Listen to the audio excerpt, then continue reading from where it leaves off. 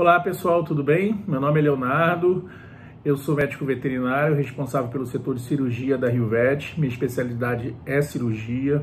Estou aqui com a doutora Luciana. Doutora Luciana também médica veterinária, especialista em diagnóstico por imagem e responsável pelo setor de ultrassonografia e diagnóstico por imagem da RioVet.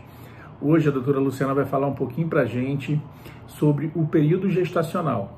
O que você tem para falar para a gente, doutora Luciana? Doutor, muita gente tem dúvida em relação à gestação. A primeira dúvida que as pessoas têm é quanto tempo que dura uma gestação, né? Em grávidas, em pessoas, são 9 meses. Em cadelas e gatos, são mais ou menos 2 meses.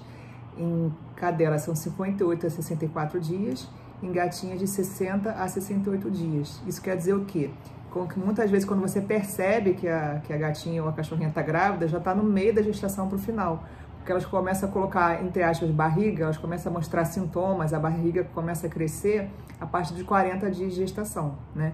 Então, o que a gente quer passar nesse vídeo? A gente quer passar a importância de você preparar essa gatinha ou essa cadela para cruzar. A primeira coisa é fazer um exame de sangue. Por quê? Porque existem doenças, tal como a doença do carrapato, que ela não tem sintomas muitas vezes, né?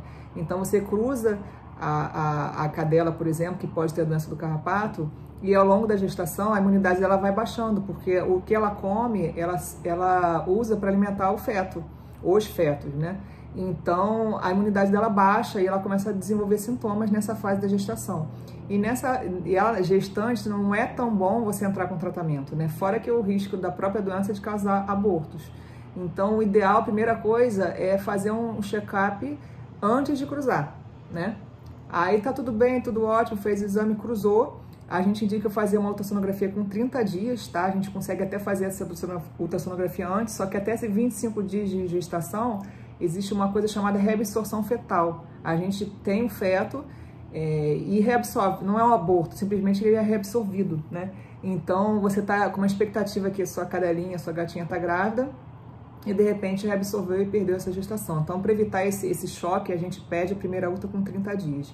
E daí a gente vai acompanhando, tá? Uma coisa muito importante é, a partir de um certo período da gestação, a gente dá ração de filhote. Por quê? Porque o cálcio que produz o osso, ele sai da alimentação da cadela. Então, ela precisa comer mais cálcio. E quem tem mais cálcio é ração de filhote. Só que isso varia de acordo com o tempo e da ração que essa cadelinha come, essa gatinha come. Porque a ração super premium, a gente começa a fazer com 40 dias. Quando não é super premium, a gente começa com 30. Então, tem esse fator também, tá? E a gente indica a ração de filhote, às vezes alguma suplementação, às vezes não, depende do caso.